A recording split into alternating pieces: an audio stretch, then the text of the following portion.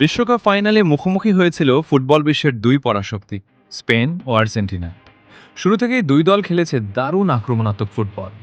কোটি কোটি দর্শকের চোখ ছিল এই এক ম্যাচের দিকে। শেষ পর্যন্ত কে জিতল বিশ্বকাপ, চলুন দেখে নেওয়া যাক পুরো ম্যাচের গুরুত্বপূর্ণ মুহূর্তগুলো। ম্যাচের শুরুতেই আর্জেন্টিনা বলের দখল নেওয়ার চেষ্টা করে, তবে স্পেন দ্রুত নিজেদের ছন্দে ফিরে আসে। মাঝমাঠে ছোট ছোট পাস আর দ্রুত আক্রমণে আর্জেন্টিনার রক্ষণভাগকে চাপে ফেলে তারা। প্রথমার্ধে দুই দলই বেশ কয়েকটি ভালো সুযোগ তৈরি করলেও কোনো দলই গোল করতে পারেনি।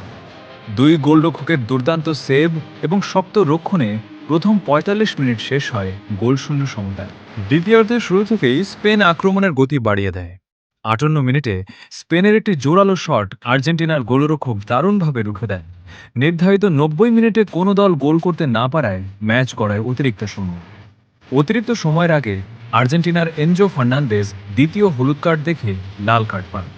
ফলে আর্জেন্টিনা ১০ জনের দলে পরিণত হয়।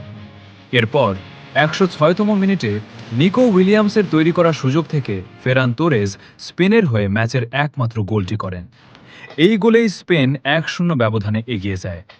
শেষ পর্যন্ত আর্জেন্টিনা সমতা ফেরানোর চেষ্টা করলেও স্পেনের শক্ত রক্ষণ সেই চেষ্টা ব্যর্থ করে দেয়। রেফারির শেষ বাঁশি বাজতেই স্পেনের খেলোয়াড় ও সমর্থকদের আনন্দে ভেসে যায় পুরো স্টেডিয়াম।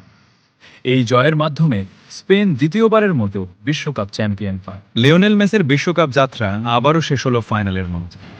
২০১৪ সালে স্বপ্নভঙ্গের পর ২০২২ সালে বিশ্বকাপ জিতেছিলেন তিনি, কিন্তু ২০২৬ সালে আবারও ফাইনালে এসে পরাজয়ের তিক্ত স্বাদ নিয়ে বিদায় নিতে হলো আর্জেন্টিনা। কোটি কোটি ভক্তের চোখে ছিল হতাশা, আর মেসির মুখেও ফুটে উঠেছিল সেই কষ্টের ছাপ।